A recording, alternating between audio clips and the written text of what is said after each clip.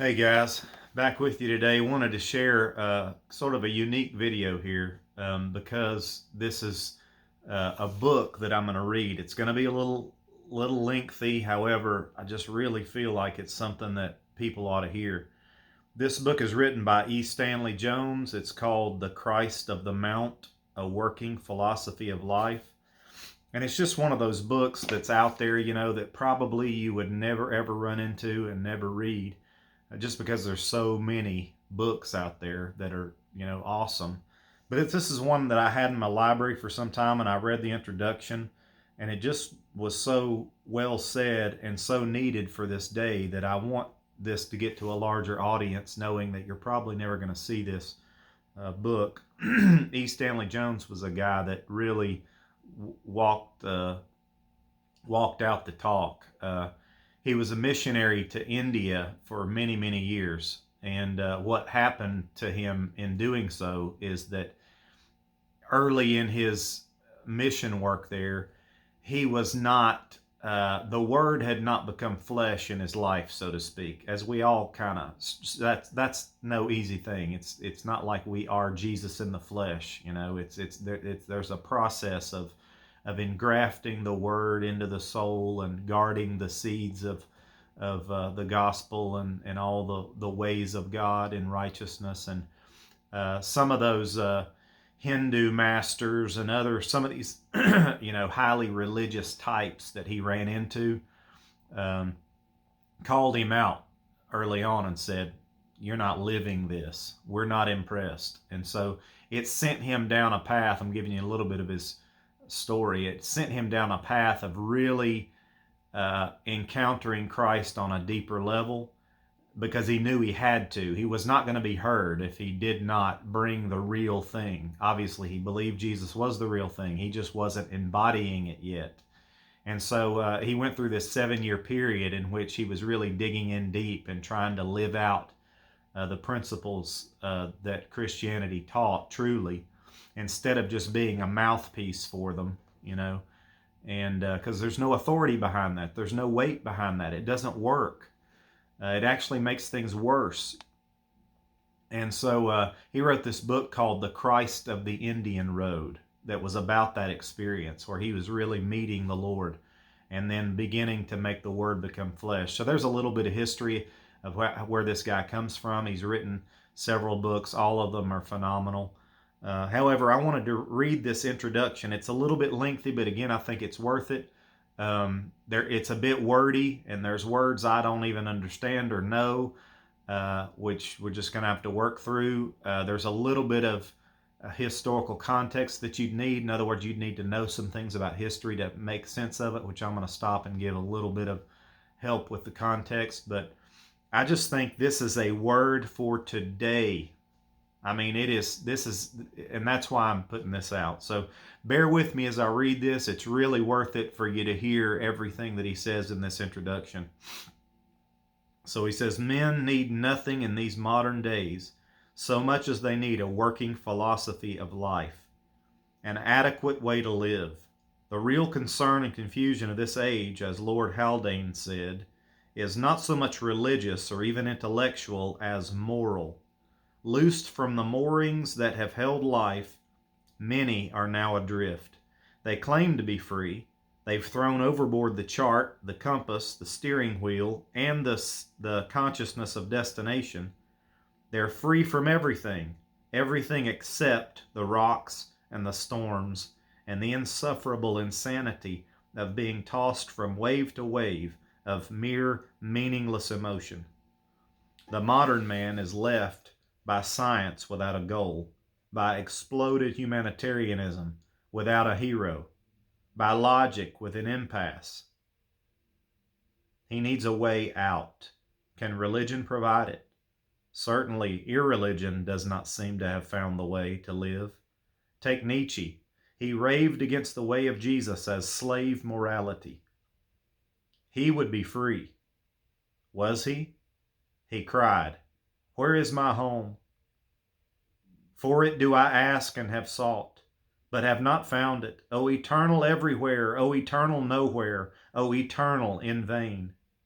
The sting is in the last two words, in vain. The sense of futility, of meaningless striving, has settled upon many. It is so in the West, and it is so in the East. I have no solution to the problem of life and of suffering, and I seem to be predestined to have no solution, said an earnest Hindu in one of our roundtable conferences. Said another, a Hindu professor. I began to give up one thing after another, and then I found that everything was gone, even my universe. I was also ready to give up myself and commit suicide. My life is getting duller and duller every day. It has no meaning. But maybe there will something work out of it. So far it has brought me nil. A chairman of a meeting in which I'd spoken on a working philosophy of life said, I have lived a long time, but as yet I have no philosophy of life, let alone a working philosophy of life. I'm inwardly a chaos, full of clash and confusion, and I dare say that there are many of you here who are like me. There are many who are like him, increasingly so. Nor are they all outside of the Christian church. The Christian is asking with increasing anxiety, and I believe with increasing sincerity, what is the Christian's working way to live? A brilliant lady in high society in the West who had stumbled on the treasure hid in the field of human life and had gone off and for joy thereof had sold all that she had to buy that field, said to the writer, now that I'm a Christian, what are you going to do with me? How does one act as a Christian? What is the technique of being a Christian? I did not answer this penetrating question at once because, well, I wasn't sure, and the sincerity of the question demanded that I be sure. Now, after months and years of brooding amid the storm and clash of things, I've come to the conclusion that what we call the Sermon on the Mount is the way a Christian will act, that it constitutes the technique of being a Christian. It is his working philosophy of life. Among the many things which India has taught me are two outstanding. First, she compelled me to disentangle Christ from the accretions which the centuries had gathered around him. It was liberating. It was a liberating experience to find one's faith becoming simplified and centered in a person. For years I've walked in that liberty, but for several years there has been an undertone of questioning, and rather troubled questioning. The question was this: yes, Christ is the center, and to be a Christian is to catch his mind and his spirit. But what main content should be in those words? Christ. Christian. It is not enough to have the words. The deeper question concerns the content that is to be in the words, for the content varies and varies vitally. So India has taught me the second thing. The main moral content in the word Christian must be the Sermon on the Mount. India is forcing us to face anew the Sermon on the Mount. She insists that this is Christianity. No matter how much we may point to our creeds, she insists on pointing us to the pattern shown her in the Mount. The fact is that the Sermon on the Mount is not in our creeds, as the Apostles' Creed now stands. You can accept every word of it and leave the essential self untouched. Suppose we had written it in our creeds and had repeated each time with conviction, I believe in the Sermon on the Mount and in its way of life, and I intend, God helping me, to embody it. What would have happened? I feel sure that if this had been our main emphasis, the history of Christendom would have been different. With emphasis on doctrines which left unaffected our way of life, the Christian church could accept Constantine as its prize convert. Now, let me stop there and maybe give a little bit of talk on Constantine. Was a Roman emperor in about 300 or so AD, after the church had been persecuted for 300 years, some horrific periods of persecution that are written in the New Testament even give reference to. Constantine comes along and as a Roman emperor takes Christianity mainstream, and that was the beginnings of what turned into the Catholic Church, which was the universal church, spread out all over the Roman Empire in the way that Constantine went about doing it. And so he goes on, and yet Constantine, after his alleged conversion, murdered his conquered colleague and brother-in-law Licinius, sentenced to death his 11-year-old nephew, killed his eldest son, Crispus, brought about the death of his second wife, took the nails that were supposed to come from the cross of Christ and used it in his war helmet and another on the bridle of his war horse, yet he was canonized by the Greek Church and his memory celebrated as equal to the apostles. He talked and presided at the opening of the Council of Nicaea, which was called to frame a creed, and he was hailed as a bishop of bishops. Could this have happened if the men who had gathered there had made the Sermon on the Mount an essential part of the creed? It had no place in it, so Constantine could be at home. What had happened was that the Christian church had been conquered by a pagan warrior. Now let me stop there also and say that it's a very debatable as to whether Constantine was truly saved or not. I've seen it from both sides, and I don't know the answer to that. I do know that the things that he did, God used, as God always does, use things. He uses our brokenness. He used the Council of Nicaea. Wasn't all bad. It's amazing to me that God can work out of broken people and their broken acts his purposes.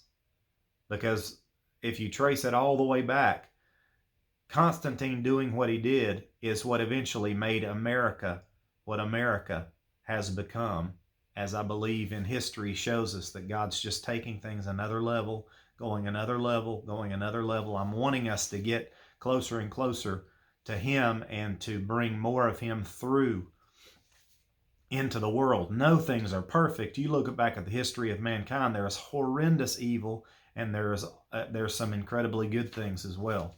And Christianity is the same. And the church allowed itself to be thus conquered, for this ideal of Christ did not have possession of its soul. For the same reason, a bishop could kick another to death in the cathedral of Constantinople to prove his orthodoxy.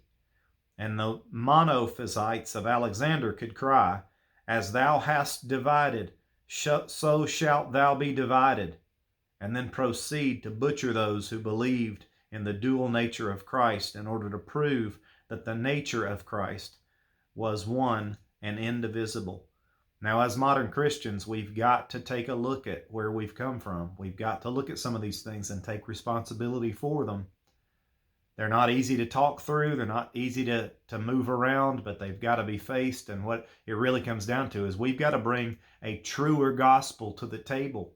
It's got to be lived out. It can't be espoused to. There's too much in our past that's too horrific, that really could remove all of the fallacy underneath us. And that's what people are trying to do today. These things sound strange to our ears, but it's only because the ideas on the Sermon on the Mount are reasserting their ascendancy over our spirit and are beginning to come back as central in the thinking of the Christian. Even now, it is far from being an essential part of our Christian thinking. Even now, in many quarters, the orthodoxy of the creed is looked on us as more essential than the orthopraxy of the deed. We have saluted this ideal, but have not taken it seriously. We have used it for polemic, but not for practice. We have done as the British officers did in one of the battles of the Sick War. They shut up the commanding general in a high tower, locked the door, and then went out and fought the battle on their own principles. We have locked this ideal of Christ in high towers of reverence and respect, and then have gone off to fight the battle of life in our own way, on our own principles, or lack of them, to our disaster. The greatest need of modern Christianity is the rediscovery of the Sermon on the Mount as the only practical way to live. Now we have an undertone of doubt and fear that is not workable. We feel that it is trying to give human nature a bent that it will not take. It is trying to force something on us for which human nature is not made.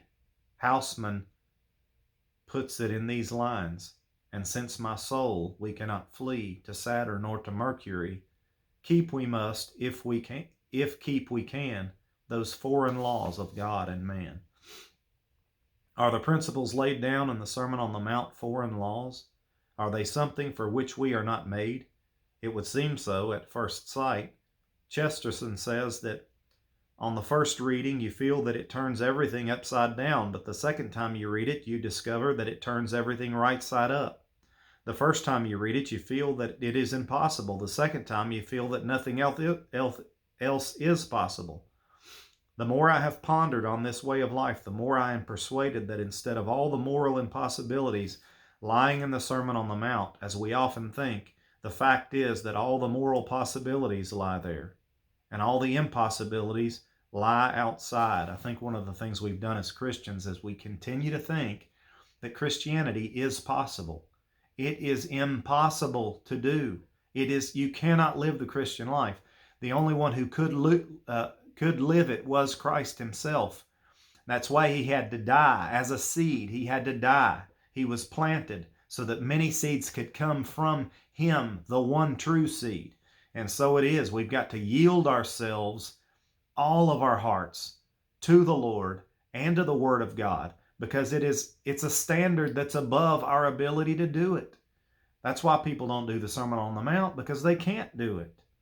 You have to yield your heart to the Spirit of God, and that Spirit empowers you to live out a standard that you simply cannot hold. It's our job to just look at it and confess, I cannot do this, Lord, but in your strength, do it in me and through me. Be yourself in this temple that is now yours. It was bought and paid for. It's yours. That's what we lack. We've become so naturalized in other ways of life that this way seems foreign. I sat for a long time with my legs twisted under me, and when I got up to walk, it was exceedingly painful to straighten them out and difficult to move along.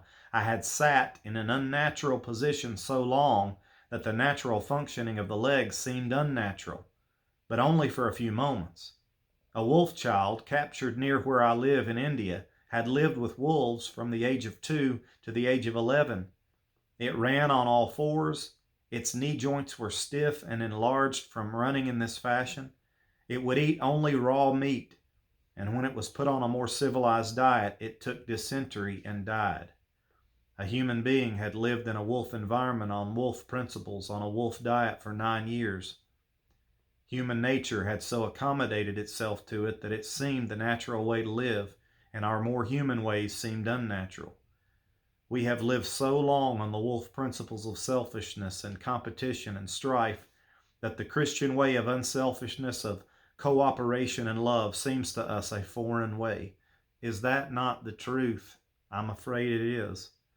The Sermon on the Mount may seem impossible, but only in our worst moments. In our highest moments, that is, in our real moments, we feel that everything else is unbelievably impossible, an absurdity.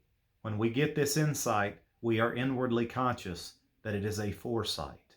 And when we get this insight, it's because we've received the insight by revelation of the Holy Spirit. We're seeing something that's unseen and undoable unless the one who gives us the revelation gives us the power to live it out. But nowhere has the gospel been more emasculated and explained away than here. One commentator of modern days says that we must not degrade these words by a grotesque literalism. No, nor must we denature them by an ingratiating and inane spiritualizing. The danger is not literalism, but literaryism, explaining away its stark challenge by literary devices. Years ago, when I asked Mahatma Gandhi what we could do to naturalize Christianity in India so that it would cease to be a foreign thing, among other things, he replied, practice your religion without adulterating it or toning it down. And he had in mind the Sermon on the Mount.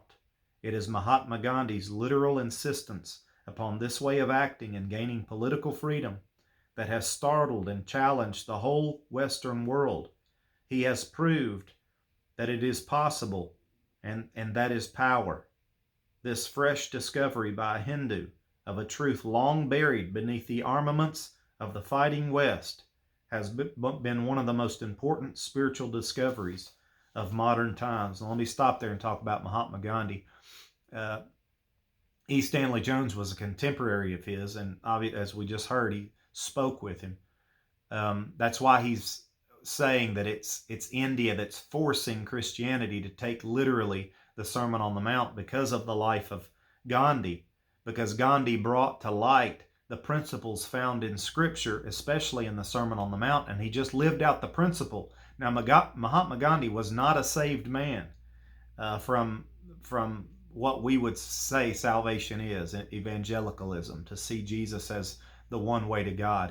He didn't espouse to that. He did take principles found in the Sermon on the Mount and utilize them and taught others to do the same. And he's the one, remember, who brought British imperialism to its knees in India because of his style of protest that Martin Luther King Jr. utilized as well, and Nelson Mandela as well used the principles applied in the Sermon on the Mount, and they just are powerful when you embody them and when you live them out. They work. Now, these are principles, and Nelson Mandela nor Mahatma Gandhi were what evangelicals would call saved men, but still humans can take the principles because of common grace. God gives common grace to people. He can see that lying is wrong and you ought to tell the truth, and people can tell the truth, live by the principle, and receive the reward of it without even knowing the one who gave the principle. So just a little bit of little context on Mahatma Gandhi. When I wrote to a discerning friend in the West that I was preparing to write a book on this subject, he replied, "I suppose you just had to write this book." He was right, I did. With this challenge facing us of a non-Christian nation acting on a widespread scale on one of the most profound principles of the Sermon on the Mount, we have now no alternative but to be Christian according to this pattern, or cease to be Christians in any effective sense at all. We must now cease to embalm it. We must embody it or abdicate. A Muslim college professor arose at the close of one of my meetings and thanked me for saying what I had been saying, but urged me that I go to the West and preach this Sermon on the Mount to them, that they needed it. The applause that greeted his statement showed that the audience agreed. I replied that I would, but that human need and human sin were not geographical, that in a round world it is difficult to tell where East begins and West ends, that we are all in the same deep need. While I believed my answer was true, nevertheless, concerning the Sermon on the Mount, there are just two great questions, one from the East and one from the West. The East asks, will you work it? And the West, can we work it? Is it workable? The crux of the religious problem. Now, one of the reasons why these Indians of his day were pointing at the West to be in need of living out the Sermon on the Mount is because they were fighting against British imperialism. British imperialism brought Britain to India and they took it over. And those are the people they were fighting against for freedom, to be free Indians and to live freely.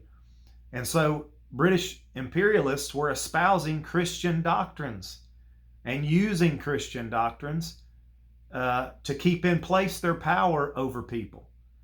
And so that's why they're aiming it at the West and saying, look, we're trying to live this out, and you people are abusing your power and not treating people according to what you say is the truth. So see, that's where the argument is. That's some historical context. Dean Inge rightly says that if Christianity cannot hold us at the place of ethical conduct, if it loses the battle at that place, then what is left is not worth fighting over. For mind you, if the ethical side of our gospel is unworkable, then by that very fact the redemptive side is rendered worthless. The center and substance of the Christian's ethical conduct is in the Sermon on the Mount. If this is unworkable, then there is not much left. We must turn our conduct over to other ways of living and stand beside dead altars, repeating dead creeds. We have insisted that we call Christian experience, that what we call Christian experience is an absolute necessity, and that without that which Pentecost provides, we cannot be Christian in any vital sense. This is true, but it must be remembered that back of Pentecost lay the Sermon on the Mount. When the disciples received the divine reinforcement, it ran into these channels of conduct. Pentecost had the content of the Sermon on the Mount in it, and therefore the power manifested was Christian. Pentecost divorced from the Sermon on the Mount its spiritual powwow instead of spiritual power. Now here's the point. These men who what he's saying is these men were filled with the power of God on Pentecost, and it ran through the channel of the Sermon on the Mount, which is what Jesus taught them. His entire walk with them was how to live in the flesh. Do this. It's the Sermon on the Mount. Jesus not only taught it, but lived it. And they took that life, and the book of Acts says they turned the world upside down, which we know they did. That's why we're sitting here today with Christianity in its position. And it's also the lack of living out those principles and those truths is why we're in the West seeing Christianity impotent, powerless. There's nothing much to it. That's why this introduction, I think, is so important. But this way of life has been toned down and made safe. The Marquis of Wellesley 100 years ago said that it was dangerous to send the Bible to India with its ideas of human equality without the safeguard of a commentary. The Marquis was right. The Bible, with its ideas of human equality, was dangerous to the kind of society that existed in India, organized as it was on caste. It was dangerous also to the kind of an empire that existed in Britain, organized as it was on the right of the white to rule. These ideas of human equality have been working since then, and the result has been that a new democratic India is coming into being, and the empire has been changed and saved by its granting the right of self-rule to each constituent part, including India. What was looked on as a danger turned out to be a door. The Sermon on the Mount seems dangerous. It challenges the whole underlying conception on which modern society is built. It would replace it by a new conception, animate it with a new motive, and turn it toward a new goal. One day I was addressing an audience of Hindus and Muslims and was interpreting the Sermon on the Mount. Before me sat two CID men, Secret Service police, taking down shorthand notes of what I was saying, to be sent to the government to see if anything seditious could be found in it. A Christian government sends Hindu and Muslim agents to find out if the Sermon on the Mount is seditious. It is. The ideas underlying the Sermon on the Mount are the charter of freedom to all men, of all races, of all climes, of all classes. The secret police of the modern economic order might have sent their agents to see if there's anything seditious against their order in this sermon. There is. This sermon strikes at the whole selfish competitive idea underlying modern economic life and demands that men cooperate in love or perish in strife. The militarists might have sent their secret police to see if there was anything seditious against their methods in the sermon. There is. The sermon challenges the whole conception of force which militarism holds and would substitute the method of love. The churches might have sent representatives to see if there's anything seditious against them. There is. Denominationalism often expresses itself in ways that are not much more than an ecclesiastical race in competitive armaments.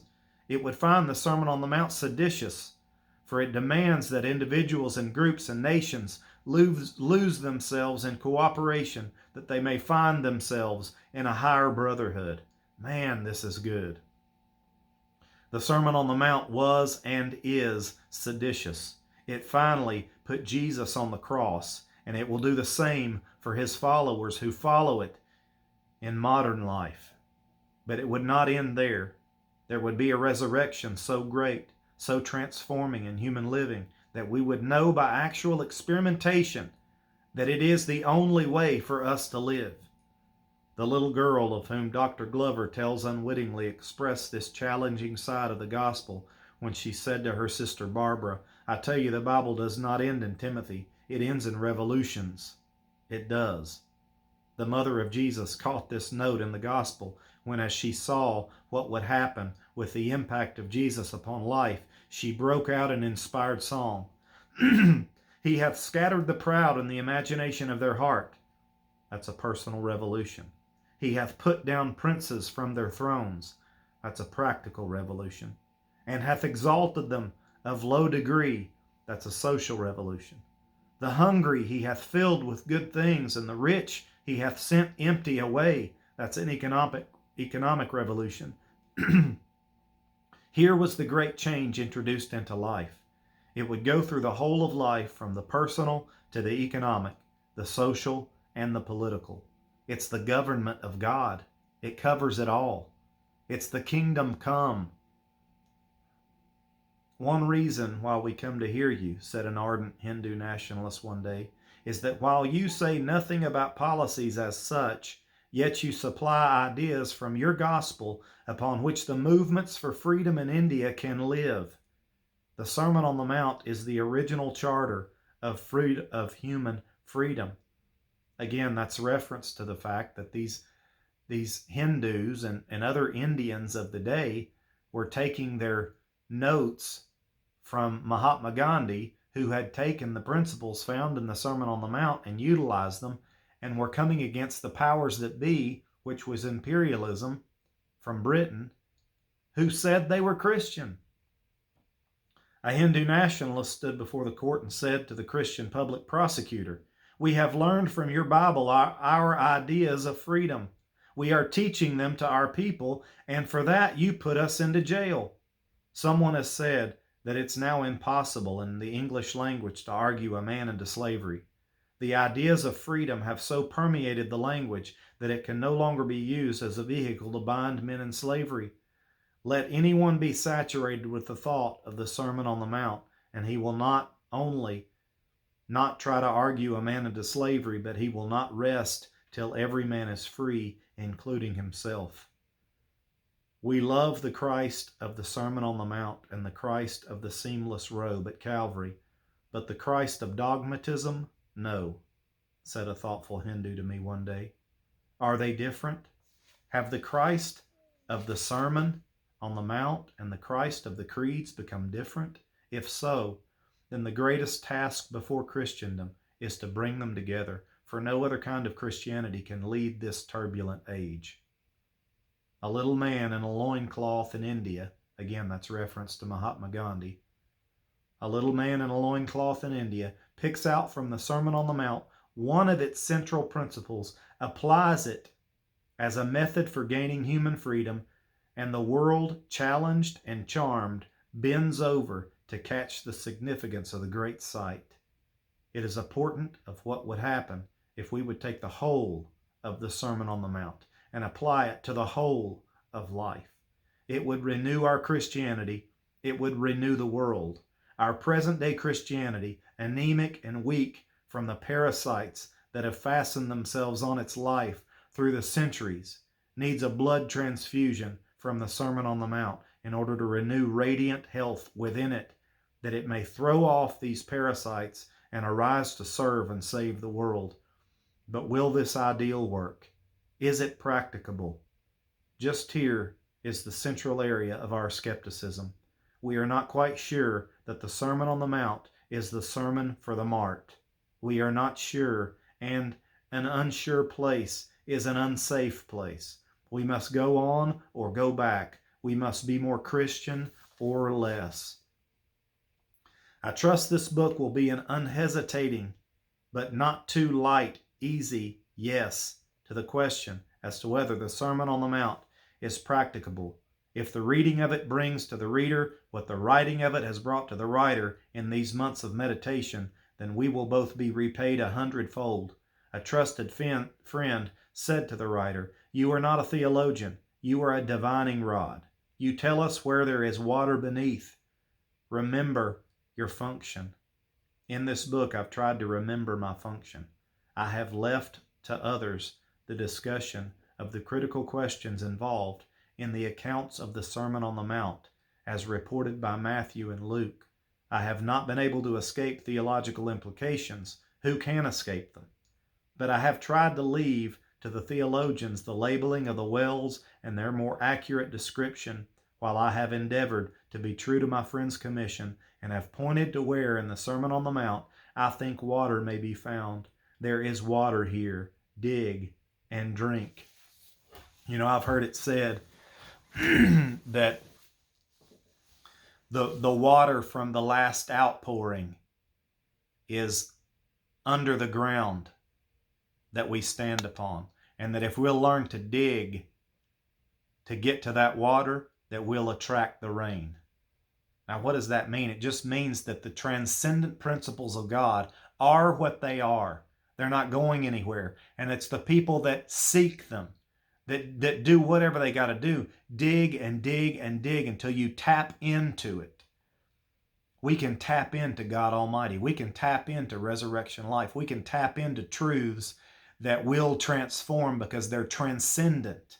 That's why King David could say in Psalm 119, in around, I think it's 98, he says, I know more than my teachers. I know more than the ancients did. Why? Because he's meditating upon the words of God from a transcendent being who he knew through revelation. He was meditating upon things, and they work. They're true. They're greater than. They're transcendent. They're out of time and space. Therefore, he could know more than his teachers, and he could know even more than the ancients, because he was seeing things that are greater than them, even greater than the past, greater than the future, greater than anything in this realm. And he was tapping into them. We can tap into those things today, and boy, do we need them. You see people going crazy all over our world. And I'm just here to say that it's the responsibility of Christians who know the Lord to live this out. We don't need to point fingers at anybody. We've got enough time we need to spend digging in and making the Word become flesh in our own lives. And if we do that, we'll bring the change. We'll bring the government of God to our time and let God deal with all of the other things that we can't. I know this is a long video, but I just think it's been worth it. So God bless you. Hope this is something opens up your eyes, and we'll see you soon. Bye-bye.